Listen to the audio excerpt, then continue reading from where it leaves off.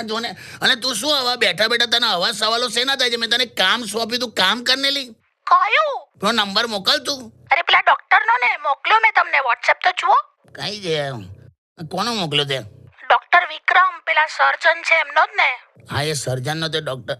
તો આ રીતે તે લખ્યું છે? કેમ શું થયું? આખું લખવાનું હોય લી, વિક્રમ સર્જન, એના બદલે ત્યાં આ વિસર્જન લખ્યું છે. જો જો જો અલા ખરેખર હલો હું લખાય વિસર્જન લખાય. પણ લે વી એટલે વિક્રમ નો વી અને સર્જન એમ. તે વિસર્જન થયું એનું. હવે કે બહુ ફરક નથી આવે સર્જન અને વિસર્જન માં. લે બોલો, એવું હોતું હશે હજુ? અરે આ ભાઈએ 2 ઓપરેશન કર્યા છે, બંને ફેલ ગયા છે. એટલે વિસર્જન લખવાનું લીધું. હવે આ નંબર હું ફોરવર્ડ કરું તો પેલાનું કેવું થાય? કાકા કઈ જોલેલા.